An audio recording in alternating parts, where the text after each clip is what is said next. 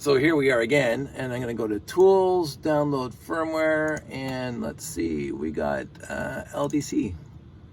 And it's not an LGO file, which is odd. It is a SREC file. And LDC. So there was two firmwares that came with Mark Riley's kit, an LACC and LDCC. The LACC is Lego accessory, which you would put on sub RCXs if you had a huge layout, because again, layouts are the train layouts can get really, really big, and you'd have to zone them. And what happens is that if you LDCC would be your primary controller of the layout, and then you would have an input coming off the track over to the next set of RCXs that would control a whole other one. But you'd have a master LDCC, and you'd have the accessories. That I did test that, but I never had a layout big enough to care. So, but we're going to download the LDCC, and we're going to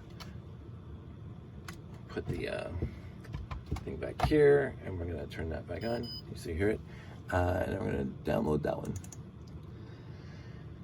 and we'll see how long that takes. I think it takes longer, so I will stop the video so we're not wasting our time, and I will talk to you when it's done. Actually, when it's working, I can talk about this. So I'm going to bring this back here, and you can see here that it's working. It's downloading slowly. But what I also had to do, or what I wanted to do, is I incorporated an LDCC, or a digital command center chip.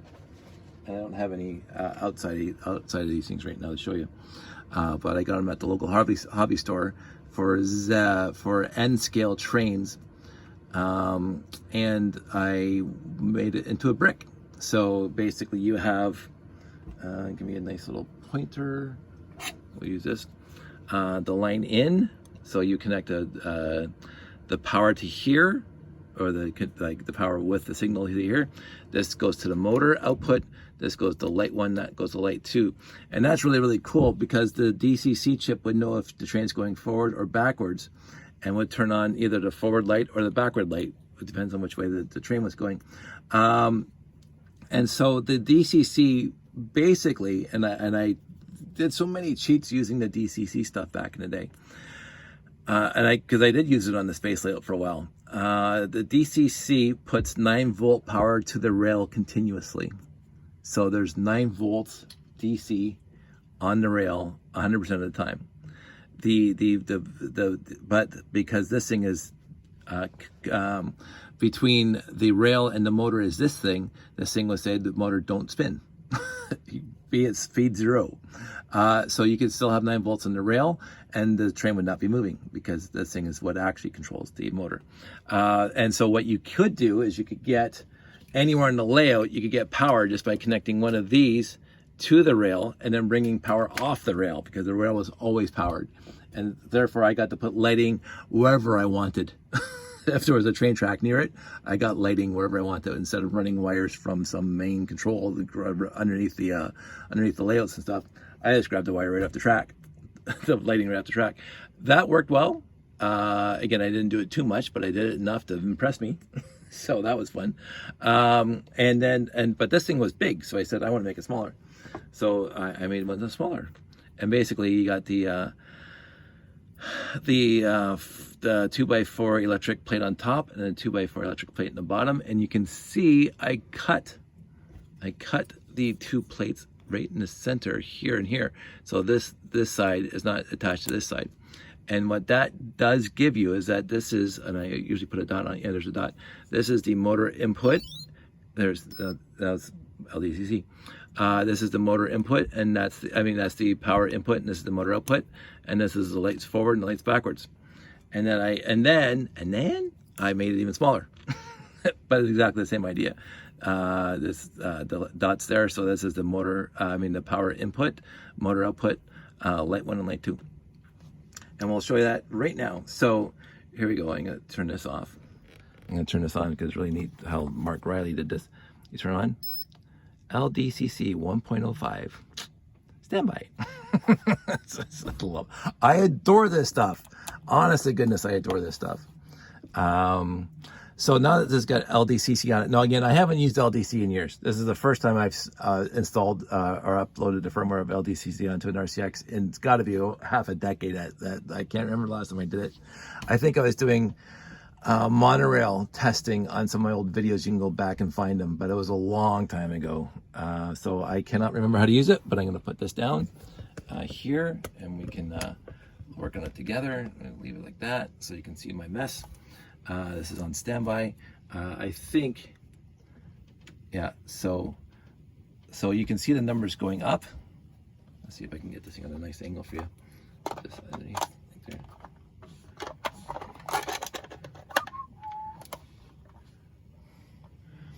So using the remote control, this is A, and so this is how fast you make the train go. And if you hit the, I think the, was it one? I can't remember now.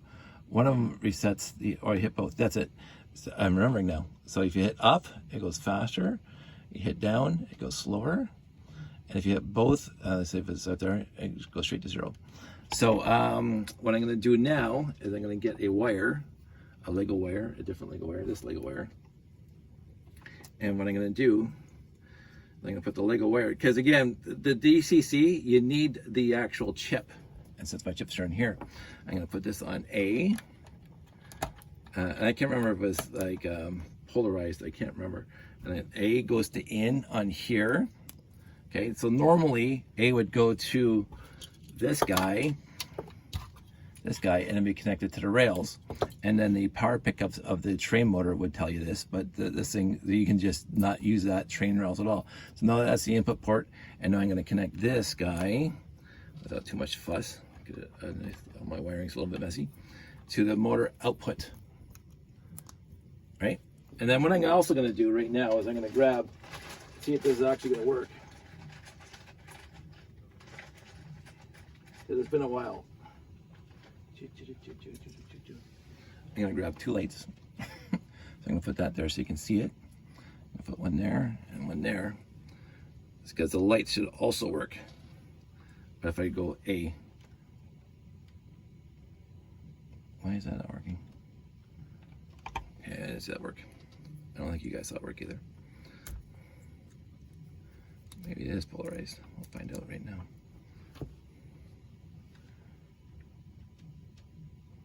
Oh, so they're not doing anything. Huh. Well, I'm sorry for the confusion here. This is in, right? Maybe the wire's busted.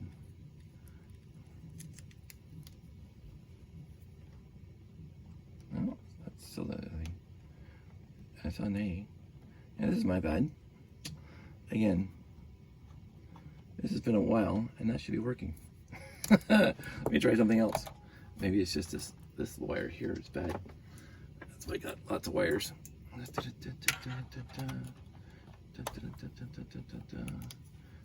you go here,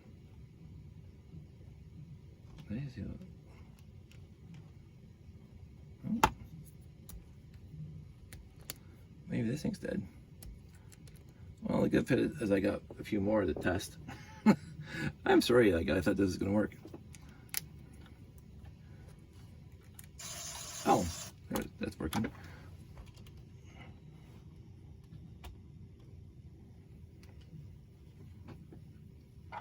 So it was that guy.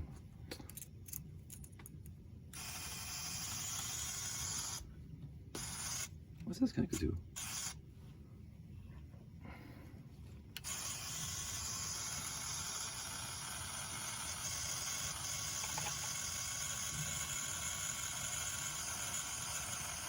That doesn't sound right. Oh, I think it's just rotating very, very slowly.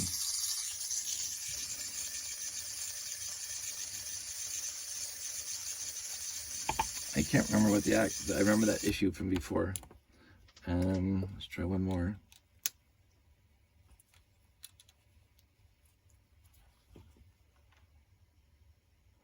No, that's not working. This is the fun part of my life.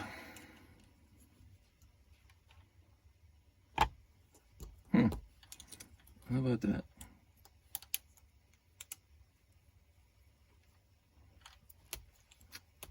I think these things are dead. C'est la vie. That bothers me immensely.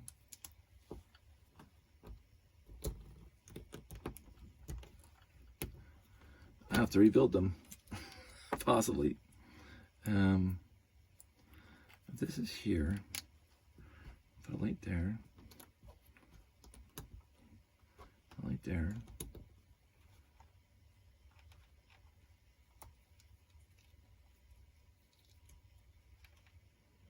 Oh, these things don't seem to be working as well as they used to. It's very, very odd.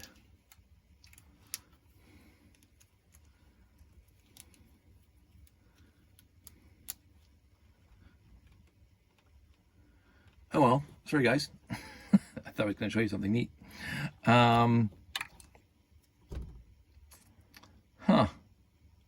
C'est la vie.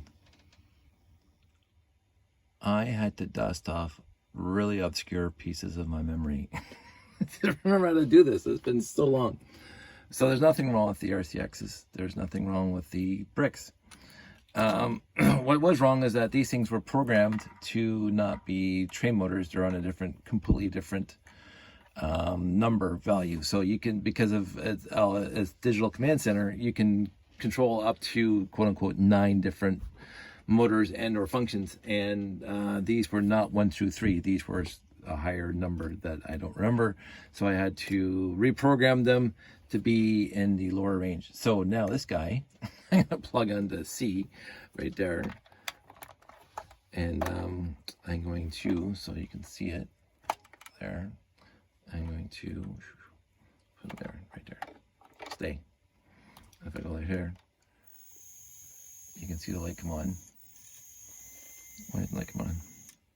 There we go. There's lights on. And you can see the motor. So what was going on before, and so this is the remote controlling this thing. Let's see, put this thing down here. And if you go here, you can see 29, 47. You can hear the motor getting faster. Has 128 steps. Well, it's 126 there. And then if you hit both buttons, it stops. And you go backwards. And then this is kind of neat. As I said earlier, you can see this. I'll put it there. They go attaches to one another like that. So when it's off, the front light is the front light's on L1. So this is L2, this is L1. If it's going back, it's going forward, so the front light stays on. If it's going backwards, the reverse light goes on. Kind of neat. So what I'm going to do then is I'm going to put this over here onto this guy. Bring it over here, because whatever. And just go very slowly. Tilt this up a bit. And speed it up. Now again, you can do this with a regular RCX with a remote without doing what I'm doing here. But this is more fun. This is Mark Riley's LDCC. I'm sorry that the IR is playing havoc with my light in the background. But it's one of those like light sensitive lights that, you know, you swing your hand over an area and it turns off and on. So this is LDCC controlling motors now. And yes, it's a little more finicky, as we just found out the hard way, forgetting what I did before. But the sad part is I can't even find Mark Riley's website anymore. Maybe it's still there. I did a quick Google. I didn't find it.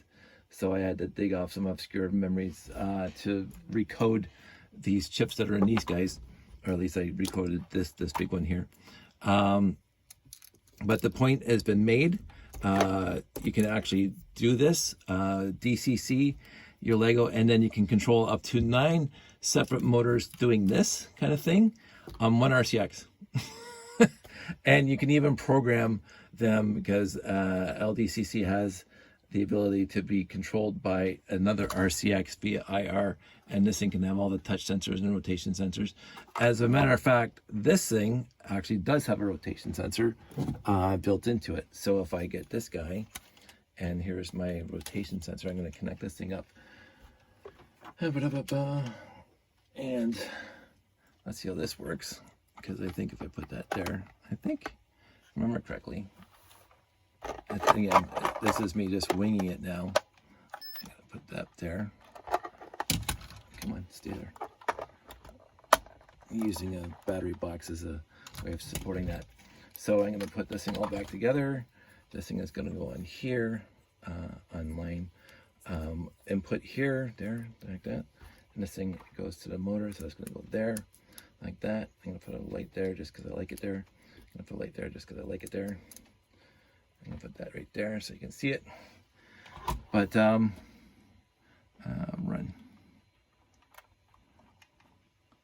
Come on, run. Yeah, you shush. So now, if I'm doing this, no, the rotation sensor doesn't do anything. I think I have to program the rotation sensor on there. I have to tell it. Let's see. Because this thing has a whole bunch of codes on it. It has LDCC 1.05. It has loco cons sensor. I think that's the one. Sensor 1, 2, 3 is on. Oh, sensor 3 is on. I'll put that on. Pot, which is rotation sensor. And I say yes, sensor 3 is 1, 2, 3. Good. So maybe that's gonna work. Let's find out. It's been, you can do it hard coded. I think there's a way of doing it better. Sensor 3, that's pot, good. And then we go back out here, and we go back out here. And we just start this thing again. Why did that? No, it's still not working. Maybe I got a bad rotation sensor, which wouldn't shock me.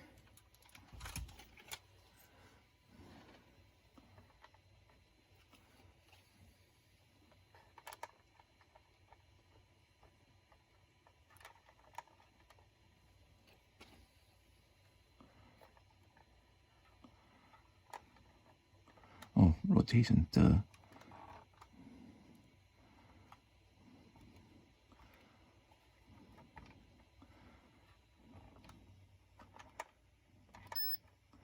You know, this stuff gets a little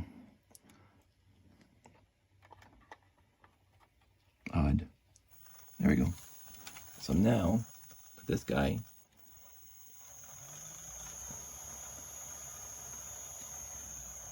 and this goes down. So this is the fun you can have. So one of my, again, ideas, so I get this to stop, there we go. One of my ideas is this thing's going to be in the layout as well, and they'll be able to control an RCX with it. And as you can see, I control the I can control via the RCX the motor by putting DCC in there, and so I can have these things around the layout and just use LDCC. Use one RCX, control all loops, and just put a whole bunch of these rotation sensors around the layout so that people can control the trains themselves. And you know, have like forward, backwards, and then a button here for stop, because I think if I remember correctly, and I could be 100% wrong, but I'm going to try it right now because I got this guy. And again, this is just me trying to remember. And if I put that on there, and if I hit that, nope, didn't do it.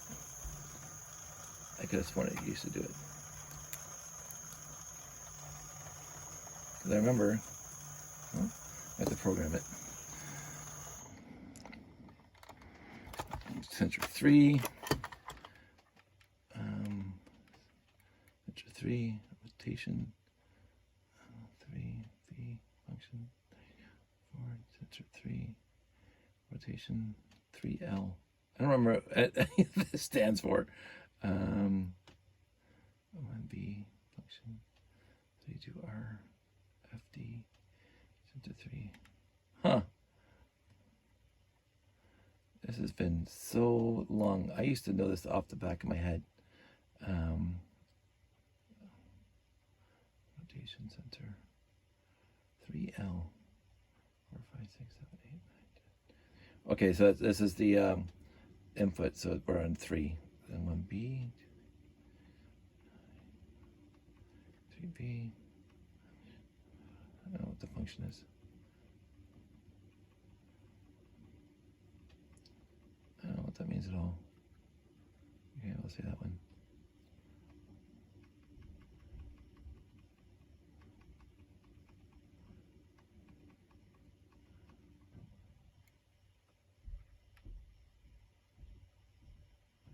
Okay, let's see what happens here.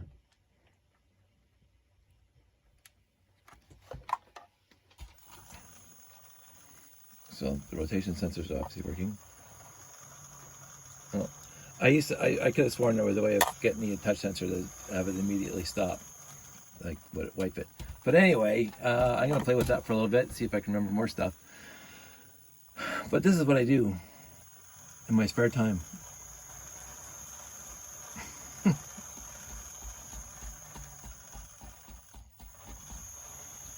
I hit a rotation sensor underneath, and again, this was future state.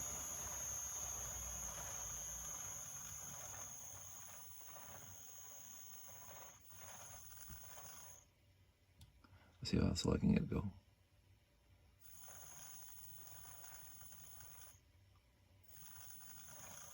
That's pretty granular.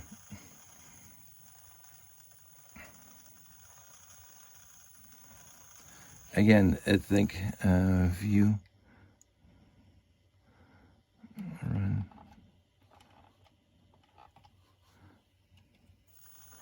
Oh, it should tell me how fast it's going.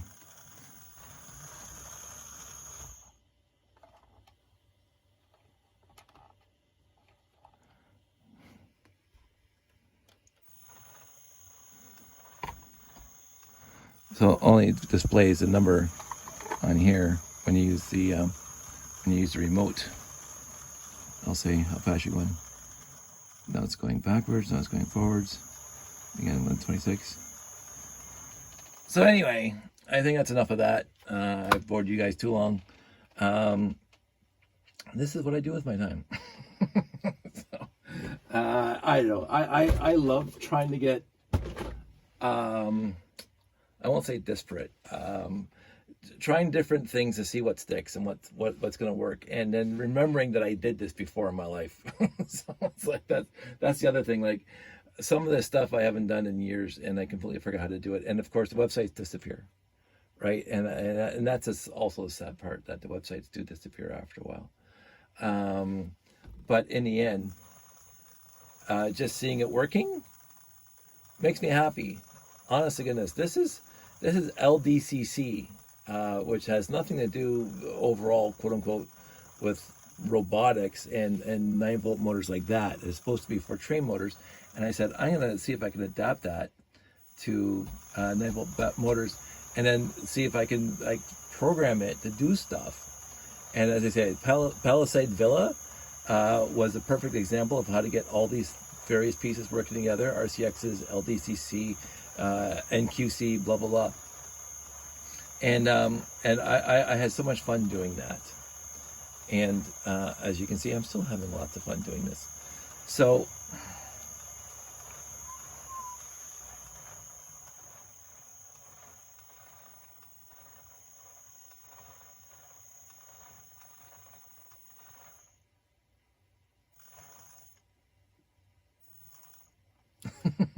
anywho. That's that. I hope you guys had fun traveling along with me down memory lane on stuff I used to really. I was all over this back in the day, and I haven't dug it up in such a long time. And Rob reminded me of some of this stuff when I wanted just to see if this thing worked. And this is what happens when I go off on one of these little tangents of mine. So that's it. That's all. I hope everybody's doing well. I had lots of fun doing this tonight. I'm going to wait. Here it goes. Firmware's gone. See, firmware's gone. I left it unplugged too long. No batteries. So that's it. That's all. I'm glad I got to dig these things out at least one more time and get them on video. And then remembering that, yes, they are programmed to do other things than I wanted them to do, but that's perfectly acceptable. You guys all stay safe, take care, and I will talk to you soon.